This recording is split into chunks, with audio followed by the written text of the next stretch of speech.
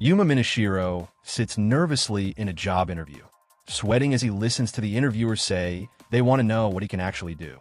Trying not to panic, Yuma introduces himself and explains he's applying to join the company. The interviewer quickly shuts him down, saying that's not what they're looking for, and calls for the next person. Left sitting alone, Yuma quietly responds, clearly shaken by yet another rejection. He reflects on how he once believed that something extraordinary would someday come his way, but reality keeps proving him wrong.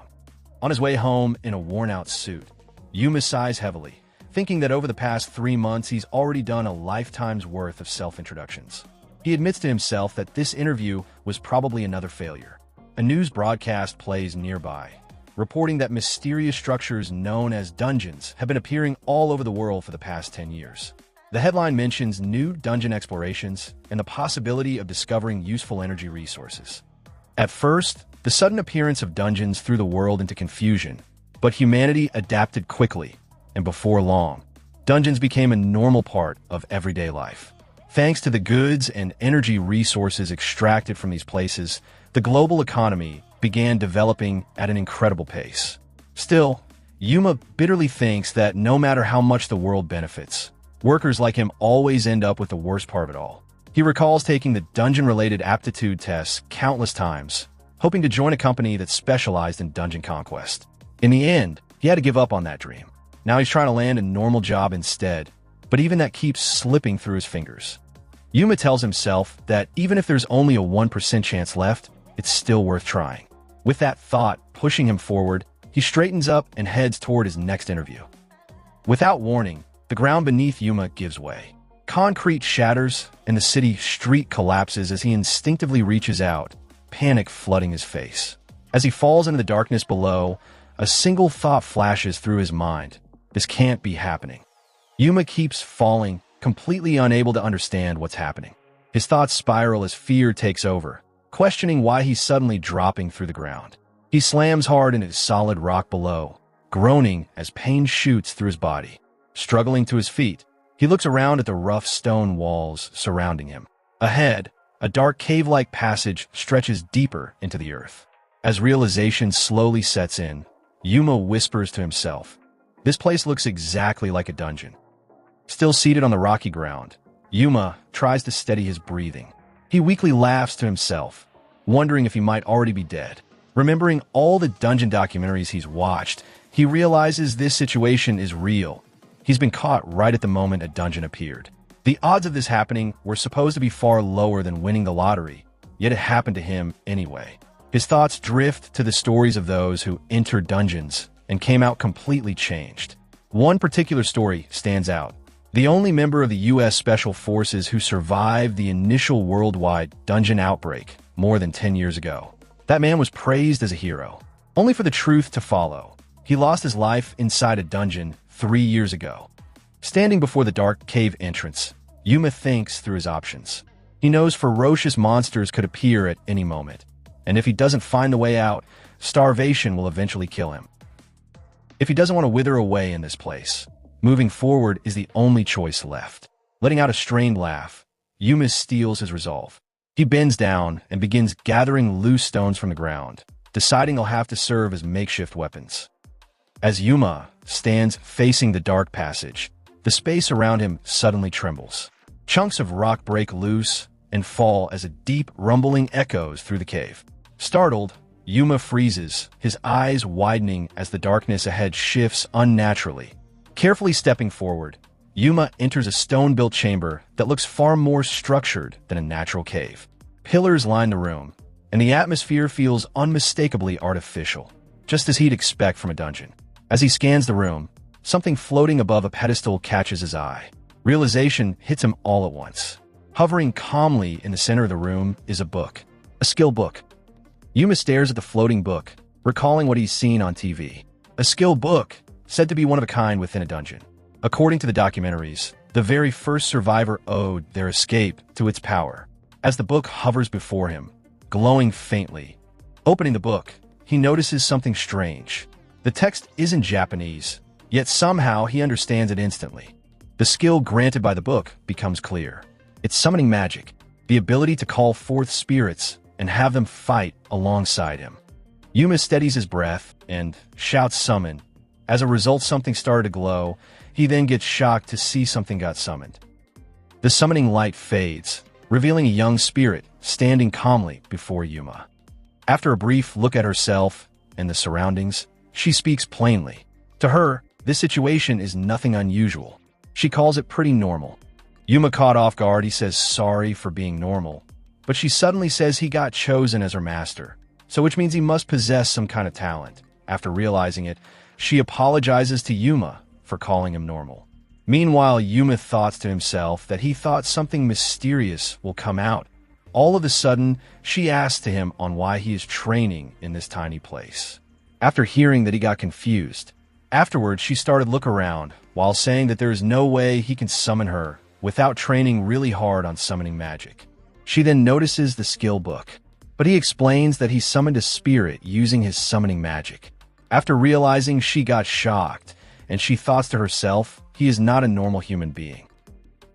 As confusion piles up, he asks the most important question: what exactly can spirits do? And more importantly, can she get him out of this dungeon alive? The spirit calmly answers. Spirit refers to her race, and her name is White. Yuma finally addresses the spirit by name, Snow, and asks her directly what she can do. She quietly repeats her name as if testing the sound of it. Before Yuma can fully process what's happening, Snow suddenly closes the distance between them. Snow calmly declares that he is indeed her master. However, she admits that for now, even she isn't fully sure what's going on. Snow pulls back slightly, apologizing politely as if nothing unusual just happened. Her expression remains calm, almost innocent. Inside Yuma's head, chaos erupts. He thinks it's far too soon for something like that, but immediately contradicts himself, admitting he'll accept it because she's beautiful. She once again touches his head against her forehead. As a result, he got flustered. Yuma reels as Snow casually explains that she can read his memories. The realization hits hard. There's nowhere to hide his thoughts from her. She calmly summarizes what happened. He was walking absent-mindedly and got pulled into the dungeon's appearance by sheer bad luck. Snow suggests they prioritize escaping for now. Yuma agrees, admitting that even if they try to run, he wouldn't be able to fight properly. Snow quietly observes him, remarking on how fragile ordinary humans are. Yuma notices she isn't carrying any weapons and points it out. Snow reassures him that her fighting style doesn't rely on weapons at all. Still, Yuma nervously hopes they don't encounter anything like a boss-level enemy, because if they do, he's certain they won't survive. Snow asks where they're heading. Yuma admits he learned from manga that in situations like this, you're supposed to move deeper inside. He even jokes internally about hoping the series continues, which earns an unexpected reaction from Snow. As they step forward together, the dungeon air grows colder. Yuma shivers, sensing the temperature drop, while Snow quietly leads the way. As they move forward, Yuma senses something ahead and wonders if it might be connected to Snow's power. Before he can fully think it through, they spot a strange figure encased in ice. For a moment, Yuma hesitates. Is it just an ice statue or a monster? He recalls the description from the skill book. Snow is a spirit summoned to fight alongside him, which means she doesn't need a physical weapon to battle. As they talk, Yuma reflects on the world outside.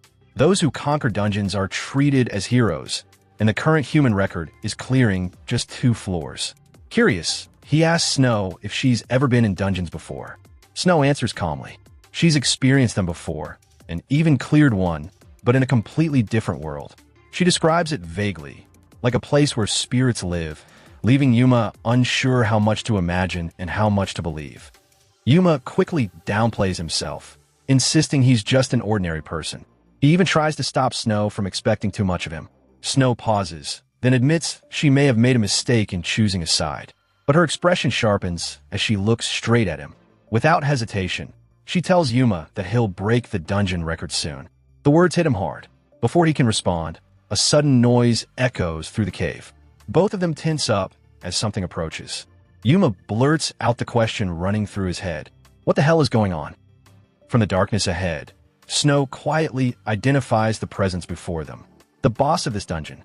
As Yuma turns, he finally sees it clearly. A massive stone golem, its single eye watching them closely.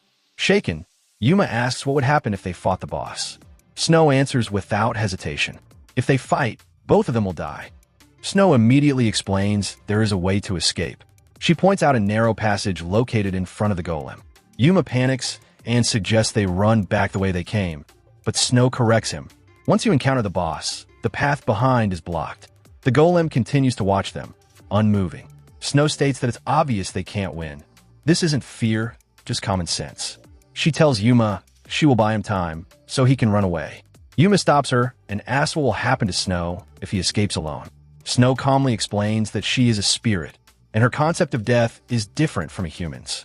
Yuma is the summoner, and she is his familiar spirit. She reminds him that only one of them needs to survive. With a troubled expression, Yuma asks if they will ever meet again. Snow answers softly, "That would be impossible." Snow turns toward the golem and tells Yuma to hurry. She'll try to buy him a few minutes. She states calmly that their worlds are completely separate, and even if she stays, she won't be of any real use. They've only known each other for a few hours anyway. Yuma clenches his teeth, realizing what she's saying. He forces himself to move and decides to run. This is the best option. There's no other choice. Yuma shouts for Snow to come over, anger and desperation in his voice. Snow freezes, surprised by a sudden call. As shards of ice and stone surround her, Yuma turns back toward the golem. He tells himself that if he can distract it, even just a little, only one of them can survive. The golem's massive arm slams down, striking Yuma head-on. His body is sent flying as debris scatters everywhere. Snow screams Yuma's name and desperately reaches out toward him, her eyes wide with panic. In that instant, it looks fatal, as if Yuma has already been crushed beyond saving. Suddenly, everything goes quiet. Yuma regains consciousness inside a different space. Snow is holding him, relieved, and softly says she managed to heal him. Confused, Yuma asks what's happening, and what about the boss? Snow explains that the place he was blown into was a sanctuary, a rare zone where monsters cannot enter. Only by sheer luck did he survive. Yuma realizes he's alive by chance alone, still shaken as Snow supports him. Yuma apologizes to Snow, admitting he couldn't bring himself to abandon her and run away alone. He suggests that if they run together, there might be a small chance to survive, even if, in the worst case, he ends up acting as bait. Snow cuts him off immediately. Her expression hardens as she firmly tells him that he absolutely must not die. Now that they're inside a sanctuary, Snow explains there is exactly one guaranteed way for both of them to survive. Yuma, shaken but resolute, declares that he won't leave Snow behind again. Snow then suddenly explains to Yuma that they should form a real contract, and by doing it she can use her full power by using his magic power. To which he replies he will give everything she wants. She then goes on by saying that a human and a spirit can form a contract using the human's most magical power concentrated area. Hearing it, he got confused and didn't know what she is talking about, so he once again asks her on what she means. She then, with a blushing face, tells to him that he have to inject his essence into her. As a result, he got shocked and didn't know what to say because she started order him by hurrying him up. To which he replies he can't just do it right away even though he is a guy, and he goes on by saying it's his first time. As a result, she replies that it's her first time too. In the end, she blushingly asks to him, and how can they do it then? After seeing her flustered face, he got shocked. He then goes on by asking her to show her balloons to him. After saying it, he suddenly smiles by saying, "Just kidding." Meanwhile, she shows him as he asked, as a result. He stares at her with a flustered expression, to which she gets embarrassed and asks him to at least say something. And he awkwardly replies, "It's beautiful." In the end, both of them get flustered as she tells him to not get carried away. Afterwards, he started to chant her name, which made her flinch. In the end, the contract has been made between them successfully. Snow straightens herself, cheeks still flushed, but her expression turns serious again. She states it plainly. There's only one thing left to do now. Defeat the boss and return home. Yuma, still trying to steady himself, lets out an awkward laugh. Snow looks at him sharply, confused by his reaction. He quickly apologizes, waving it off as nerves. But the doubt lingers in his eyes. Can they really win this?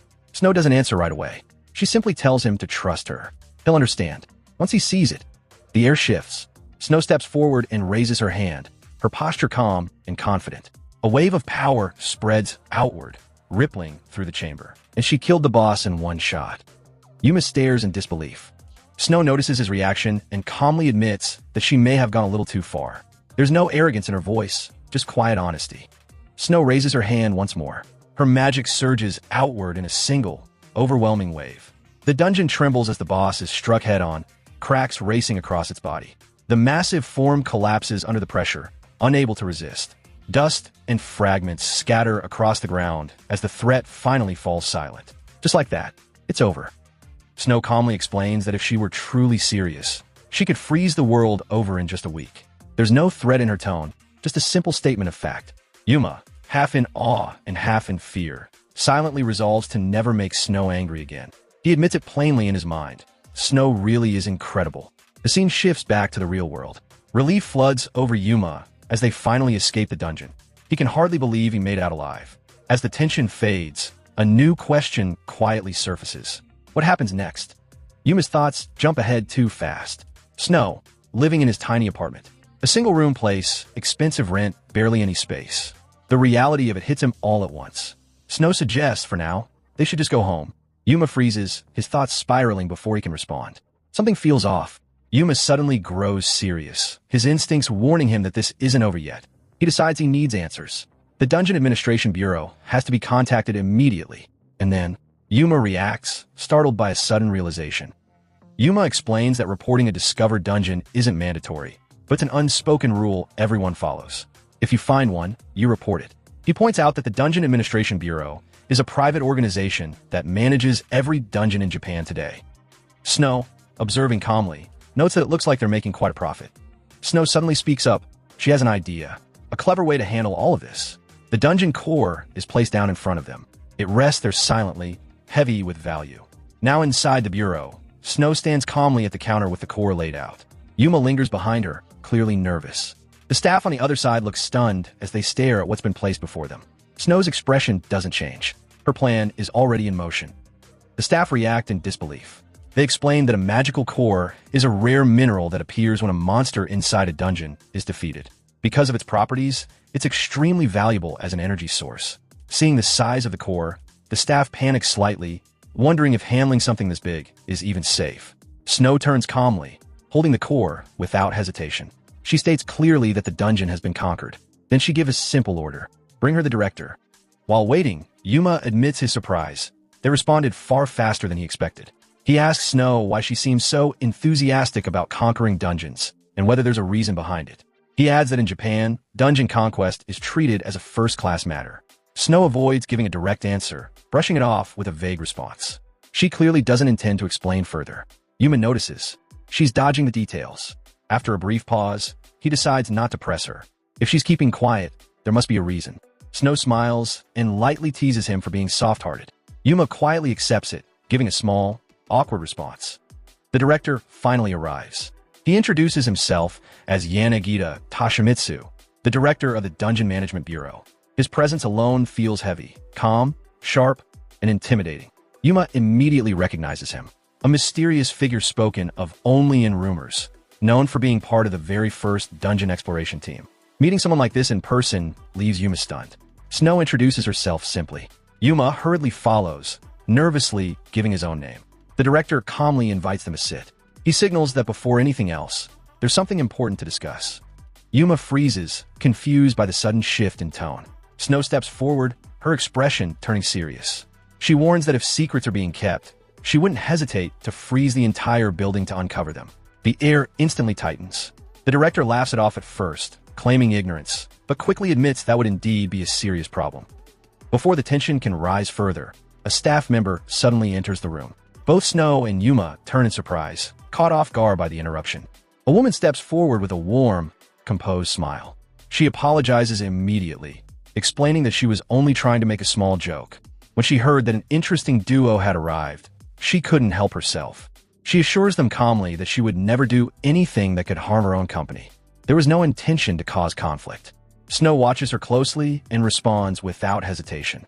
She states plainly that it was in poor taste. The atmosphere remains polite, but tense. The director introduces her properly. She is Mina Ishiki, the president of the Dungeon Administration Bureau. It's revealed that she was the first person in Japan to ever conquer a dungeon. Mina waves cheerfully, downplaying her role and calling herself more of a decorative figure, leaving most practical matters to Yanagita. Snow then gave them the magical stone by telling them to accept it as their apology for their rudeness. She adds that it's not just an apology. Yuma, watching the exchange, senses the shift. Things are clearly becoming more serious now. Yanagita reacts sharply, asking where they found it. Snow explains calmly that the item was obtained immediately after conquering the dungeon. Only Yuma and Snow were present when it appeared. The discussion shifts to negotiations. The Bureau asks if Snow would be willing to hand it over. Snow doesn't refuse outright. Instead, she states that there are conditions. The word hangs in the air. Snow responds without hesitation. First, she demands a spacious home be provided. Second, she makes it clear that she will not accept any surveillance. Yanagita pauses, absorbing her demands. Then Snow adds one more condition. She points toward Yuma. She wants Yuma hired as an official explorer. Yanagita turns a sharp gaze towards Snow and Yuma and asks bluntly if the condition applies only to Yuma, because he can sense absolute magical power from her. But for Yuma, he is just an ordinary human being.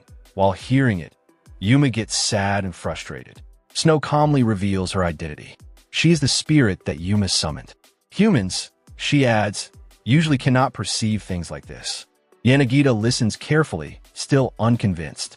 If Snow's explanation is true, then Yuma must possess magic. But based on their evaluations, Minashiro Yuma shows no such trait. The doubt remains. Mina Ishiki observes Yuma closely, her expression gentle but intent. She states that she can sense extraordinary potential within him. Yanagita reacts with visible discomfort as Mina casually suggests he try expanding his range of perception. She admits that delicate sensing like this is not her specialty, but her intuition is firm. A blinding presence erupts around Yuma. The room seems to drown in an overwhelming, formless pressure radiating straight from him. Even Yuma himself looks unaware, sitting perfectly still as the atmosphere distorts. Yanagita stiffens, sweat forming as he struggles to comprehend what he's sensing. His thoughts race. This power doesn't resemble anything he knows. Yuma turns towards Snow, confused, asking what's happening.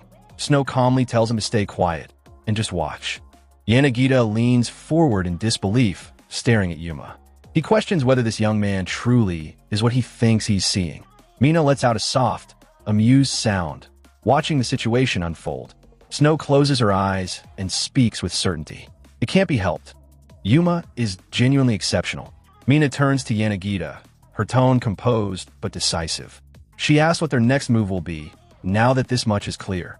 Yanagita falls silent. Then, abruptly, he bows deeply. He admits that he misjudged the situation and apologizes for his mistake.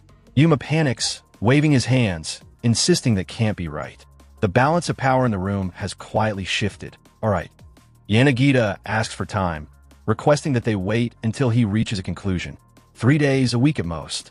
Yuma immediately agrees, saying it's fine and that there's no problem waiting. Yanagita stops them. There's one more thing he wants to ask. He looks directly at them and questions what benefits the Bureau would gain by accepting them on board. Snow answers calmly. She says it isn't simply about strength. Her gaze is steady, confident in what she's implying. Yanagita and Mina leave the room, walking side by side. Yanagita remarks that he will keep everything in mind. Outside, the towering Bureau building stands in silence. Yuma reflects aloud, wondering if it wouldn't have been better to take a friendlier stance toward the organization. Snow listens, then responds without hesitation. She says things are fine as they are. What matters is maintaining a distance. Close enough to cooperate, but not so close as to become allies or enemies. The line between them is deliberate, right? Snow speaks firmly as they walk away, saying she didn't like how they were underestimated. Yuma listens quietly from behind, watching her back as she continues forward. Suddenly, Snow turns emotional. If they underestimate her master, she says, then it's the same as underestimating her as well. Yuma freezes for a moment, surprised by the intensity. He realizes something and smiles faintly. He asks if that means she said all those things for his sake. Snow answers immediately. She understands. Yuma gently teases her, saying she started talking like a true tsundere. Snow accepts his thanks without hesitation, puffing her chest slightly. Yuma expresses his gratitude again as they walk side by side. Snow then shifts the topic, mentioning that she wants to establish distribution networks for the future. Yuma thinks to himself that there's no way an ordinary job-seeking student should have connections like that. Snow suddenly asks if he knows any good buyers for magical cores.